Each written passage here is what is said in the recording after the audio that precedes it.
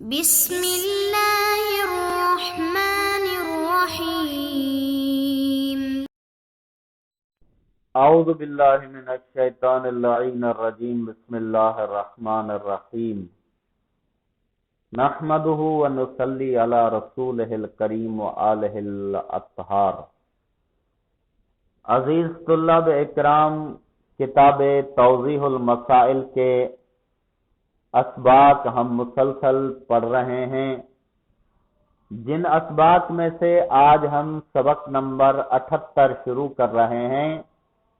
کہ جس کا عنوان ہے خرید و فروخت کے احکام۔ خرید و فروخت کے احکام گزشتہ 2 سبق سے ہم پڑھ رہے ہیں، اور گزشتہ سبق میں ہم نے وہ معاملات بیان کیے جو کہ مکروہ ہیں، اور وہ معاملات بیان کیے جو کہ حرام ہے، جن کا خریدنا اور فروخت کرنا حرام ہے۔ ان حرام معاملات میں سے ہم نے 4 معاملات ایسے گزشتہ مسئلے میں بیان کیے تھے کہ جن کا خریدنا اور فروخت کرنا حرام تھا۔ آج ہم شروع کر رہے ہیں اس کا معاملہ جو کہ حرام معاملات میں شمار ہوتا ہے۔ 5واں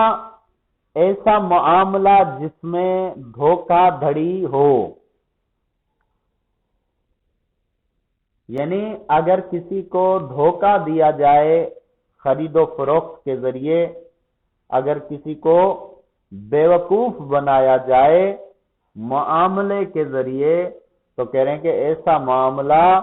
جس میں دھوکہ ہو حرام ہے۔ پیغمبر اکرم صلی اللہ علیہ وآلہ وسلم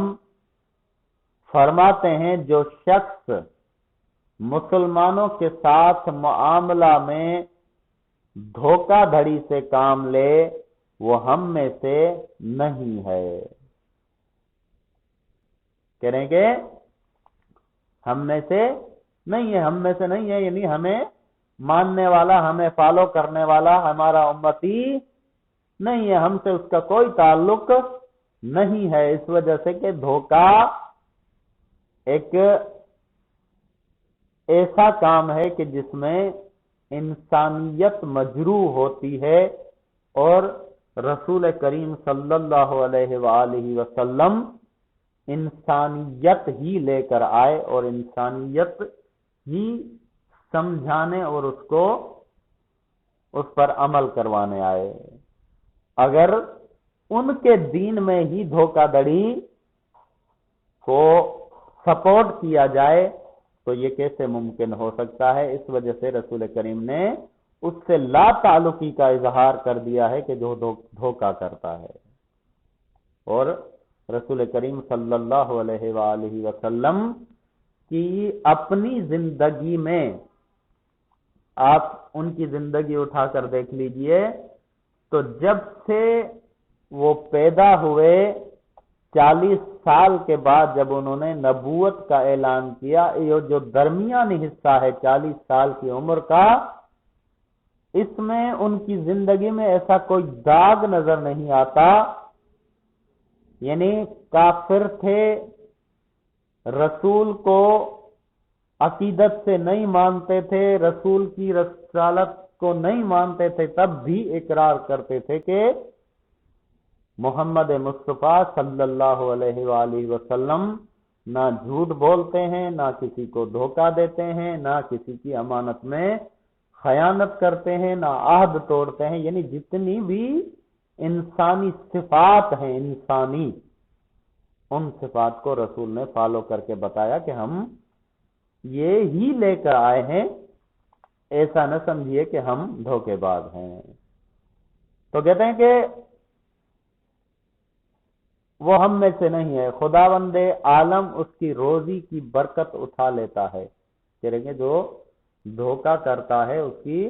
روزی سے برکت اٹھ جاتی ہے اور اس کے ذریعے معاش کو بند کر دیا جاتا ہے اور اس کو خود اس کے حوالے کر دیتا ہے۔ اللہ اس سے برکت لے لیتا ہے، اس کے معاش کو بند کر دیتا ہے اور اس کو خود کے حوالے کر دیتا ہے، یعنی اللہ کے رحم و کرم و نظر سے وہ دور ہو جاتا ہے۔ اور جب بندہ اللہ کے رحم و کرم و نظر سے دور ہو جائے تو اس کے کیا حالات بنیں گے وہ اللہ ہی جانتا ہے۔ اب کہہ رہے ہیں کہ یہاں پہ ہم نے کہا کہ دھوکہ دھڑی جو ہے وہ معاملے میں دھوکہ کرنا حرام ہے۔ اب دھوکہ کیا شمار ہوتا ہے، کن کن چیزوں کو ہم دھوکہ کہیں؟ کہہ رہے ہیں کہ دھوکہ دھڑی معاملے کے اندر، معاملات میں، خرید و فروخت میں دھوکہ دھڑی جو ہے وہ مختلف مقامات ہیں اس کے۔ وہ مقامات چند یہاں پہ انہوں نے ذکر کیے ہیں کہ اچھی جنس کو پہلا مقام یہ ہے کہ اچھی جنس کو خراب یا کسی دوسری جنس سے ملانا، جیسے دودھ میں پانی ملانا۔ مثلا کہیں کہ بری چیز کو، بری جنس کو، خراب جنس کو بیچنے کے لیے اچھی چیز کے ساتھ ملا دیتے ہیں تاکہ وہ اچھی کی قیمت میں بک جائے۔ جیسے کہ انہوں نے مثال بھی دی ہے کہ مثلا جیسے دودھ میں پانی ملا کے زیادہ کرنا، اب خالص دودھ ہوگا 1 کلو ہوگا، اگر اس میں آدھا کلو پانی ملا دیا جائے یا 1 پاؤ پانی ملا دیا جائے تو اس کی قیمت زیادہ ہو جائے گی، تو اس وجہ سے اس کو دھوکہ کہتے ہیں۔ یہ پہلا مقام ہے۔ دوسرا مقام حقیقت اور واقع کے خلاف کسی جنس کو اچھا بنا کر پیش کرنا، جیسے باسی سبزی پر پانی ڈال کر تازہ بنا کر پیش کرنا۔ کریں گے ایسی چیز جو کہ حقیقت ہے، واقع ہے، اس کے خلاف اس کو اچھا بنا کر پیش کرنا۔ مثلا ہم کیا کرتے ہیں کہ جو پرانی چیزیں ہوں ان کو مالش والش کر کے، ان کو پالش والش کر کے، ان کو چمکا کے سجا دیتے ہیں، اتنا خوبصورت بنا کے سجا دیتے ہیں تو وہ انسان لینے والا حیران ہو جاتا ہے، لیکن جب وہ لے کر اسے ایک دفعہ دھو لے تو اس کی حقیقت کھل جاتی ہے۔ اسی طرح بہت ساری چیزیں ہیں، بہت ساری چیزوں کے لیے یہ مثال، ہم اس کے لیے مثال بہت سارے بیان کر سکتے ہیں، البتہ انہوں نے خود یہاں پہ ایک مثال دی ہے کہ جیسے باسی سبزی پر پانی ڈال کر تازہ بنا کر پیش کرنا۔ اب سبزی باسی ہے، کل والی ہے، کل سے پرسوں والی ہے، لیکن اس کو پانی وانی لگا کے اس کو محسوس ایسے کراتے ہیں کہ بس تازہ تازہ ابھی ابھی نکال کر لے آئے ہیں، تو کہہ رہے ہیں کہ یہ دھوکہ دھڑی میں شمار ہوتا ہے۔ یہ دوسرا مقام ہے دھوکہ دھڑی کا۔ تیسرا مقام ہے کہ ایک جنس کو دوسری شکل میں ظاہر کرنا، جیسے سونے کو خریدار کی اطلاع کے بغیر کسی دوسری شکل میں ڈھال دینا۔ مثلا ایک جنس کو دوسری شکل میں ظاہر کرنا، مثلا ہے ایک چیز، اسے مثلا یوں بھی مثال لیا جا سکتا ہے جیسے تانبا ہے، کیونکہ اس کا رنگ جو ہے وہ سنہری ہوتا ہے، تو اسے سونا بنا کے، سونا کر کے بیچ دینا، اور خریدار کو، یا کہیں گے جیسے کہ سونے کو خریدار کی اطلاع کے بغیر کسی دوسری شکل میں ڈھال دینا، یا مثلا ان کا معاملہ پہلے طے تھا، اب سونے کی شکل پہلے ایک تھی، لیکن جب وہ دے رہا ہے اس کو تو اس کی شکل کو کسی اور شکل میں ڈھال دیتا ہے، تو اس طرح سے بھی معاملہ کرنا دھوکہ دڑی میں شمار ہوتا ہے۔ جنس کے عیب کو چھپانا، جبکہ خریدار بیچنے والے پر اعتماد رکھتا ہو کہ وہ اس سے نہیں چھپائے گا۔ جنس کے عیب چھپانا، عیب اس طرح چھپانا کہ آگے والے کو پتہ نہ چلے اور وہ سمجھے کہ یہ اعتبار والا بندہ ہے، میں اس پہ اعتماد کرتا ہوں، یہ دھوکہ تھوڑی کرے گا۔ اس نے اس جنس کے عیب چھپا دیے۔ مجھے ایک واقعہ یہاں پہ ذہن میں آ رہا ہے کہ مختصر بتاتا چلوں طویل ہو جائے گا، کہ ہمارے گاؤں کا ایک بندہ تھا، اس کا اونٹ تھا اور اونٹ جو ہے وہ زخمی ہو گیا تھا، یعنی اسے ایک بیماری یا کسی وجہ سے زخم آ گیا تھا، تو وہ بیچارہ کچھ لاغر تھا، اور ویسے بھی اونٹ کو جب زخم ہو جائے، داغدار ہو جائے تو اونٹ کی اہمیت کم ہو جاتی ہے۔ اس نے کیا کیا کہ اس کو ایک میلے میں لے گیا اور اس نے کہا کہ اس اونٹ کو بیچ کے کچھ اور رقم ملا کے دوسرا اونٹ خرید کے لے آؤں گا۔ وہ گیا، اس نے وہاں پہ بیچا اونٹ، تو اس نے اپنا بیچ دیا۔ اب دوسرا خریدنے کے لیے کوشش کر رہا ہے۔ اب اس نے ایک نظر دیکھا تو ایک کچھ دیر کے بعد، کیونکہ لوگ بڑے کاریگر ہوتے ہیں، انہوں نے اس سے اونٹ لیا اور اونٹ لے کر اس کی تھوڑی کٹائی وٹائی کر کے اس کے بال بنا کے، جو زخم تھا اس میں کوئی مٹی بتی یا کوئی ایسی چیز چپکا کے اس کے اوپر بال چپکا دیے اور اس طرح سے بنا دیا کہ وہ اونٹ حیران کن خوبصورت ہو گیا۔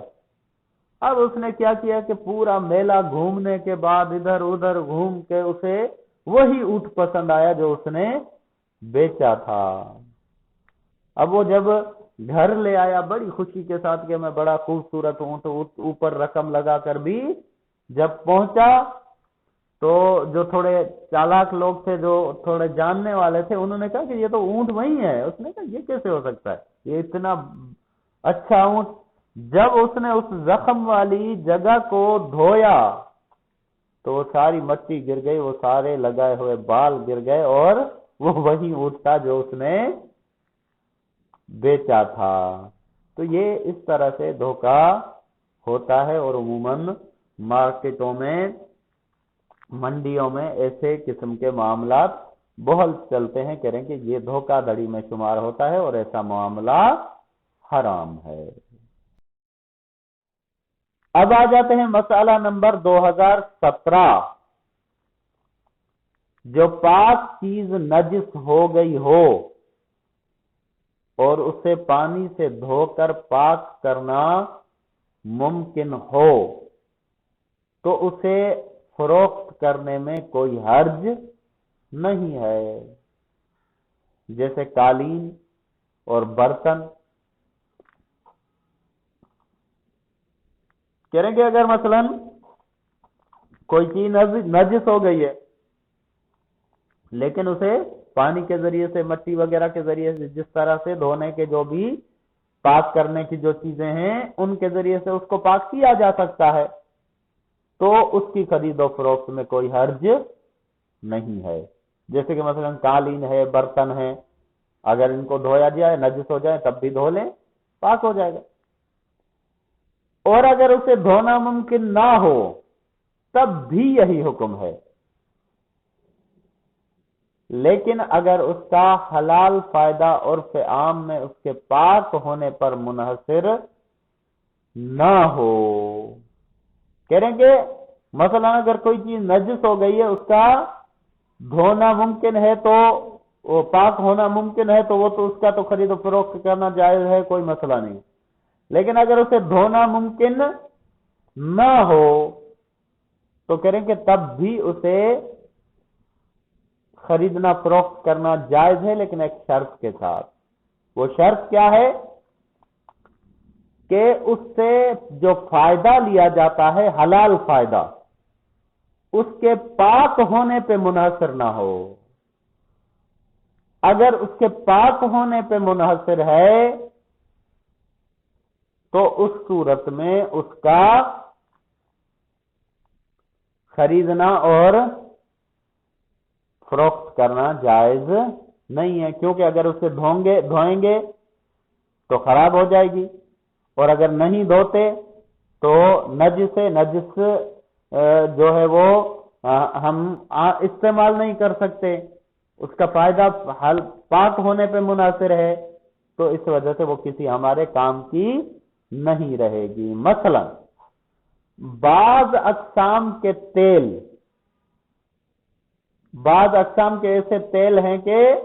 ان کا استعمال کرنا پاک ہونے پہ منحصر ہے اور ان کو دھویا جا نہیں سکتا، تو اس صورت میں اس کا خریدنا اور فروخت کرنا جائز نہیں ہے۔ کہہ رہے ہیں کہ بلکہ اگر اس کا حلال فائدہ پاک ہونے پر موقوف ہو اور اس کا مناسب حد تک حلال فائدہ بھی ہو تب بھی اس کا بیچنا جائز نہیں ہے، جائز ہے۔ کہہ رہے ہیں کہ اگر اس کا انحصار جو ہے وہ استعمال، اس کا فائدے لینے کا انحصار حلال پاک ہونے پر ہے، تو کہہ رہے ہیں کہ اگر اس کا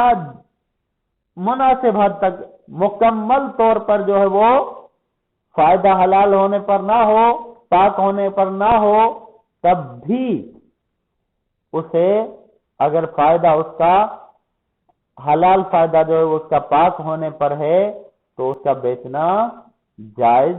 ہے۔ اچھا، اب آ جاتے ہیں مسئلہ نمبر 2018۔ اگر کوئی شخص نجس چیز بیچنا چاہے تو ضروری ہے کہ وہ اس کی نجاست کے بارے میں خریدار کو بتا دے۔ اگر کوئی نجس چیز بیچنا چاہتا ہے تو اسے خریدار کو بتا دے کہ بھائی یہ نجس ہے، اگر تمہیں نجس خریدنی ہے تو خرید لو، اگر نہیں خریدنی ہے تو تمہاری مرضی۔ اور اگر اسے نہ بتائے تو وہ ایک حکم واجب کی مخالفت کا مرتکب ہوگا۔ اگر وہ نہیں بتاتا تو حکم واجب کی مخالفت کا مرتکب ہوگا، کیونکہ معاملے میں اس کی اصلیت چیز کی بتانا ضروری ہے۔ مثلا نجس پانی کو وضو یا غسل میں استعمال کرے گا اور اس کے ساتھ اپنی واجب نمازیں پڑھے گا، یا اس نجس چیز کو کھانے یا پینے میں استعمال کرے گا، یہ ساری اگر چیزیں وہ جانتا ہے اس طرح کرے گا، تو ایسی چیزوں کو خرید و فروخت کرنے کا سے پہلے یعنی بیچنے سے پہلے خریدار کو بتائے کہ بھئی یہ نجس ہے، ورنہ وہ واجب حکم واجب کی مخالفت میں مرتکب۔ مثلا وہ نجس پانی پی لے، یا مثلا نجس کیا کہتے ہیں نجس پانی سے وہ وضو کرے یا غسل کرے، تو کہہ رہے ہیں کہ اس صورت میں نماز پڑھے گا یا نجس چیز کو کھانے یا پینے میں استعمال کرے گا۔ البتہ اگر یہ جانتا ہو کہ اسے بتانے سے کوئی فائدہ نہیں، کیونکہ وہ لاپرواہ شخص ہے اور نجس پاک کا خیال نہیں رکھتا، تو اسے بتانا ضروری نہیں ہے۔ کہہ رہے کہ ایسا شخص جو کہ نجس و پاک کا خیال رکھتا ہے تو اس کو بتانا ضروری ہے، لیکن اگر ایسا شخص ہے جو نجس اور پاک کا خیال ہی نہیں رکھتا، اس کے لیے کوئی فرق نہیں پڑتا کہ نجس ہو یا پاک ہو، تو پھر کہیں گے ایسے شخص کو بتانا ضروری نہیں ہے۔ وصلی اللہ علیہ وآلہ وسلم۔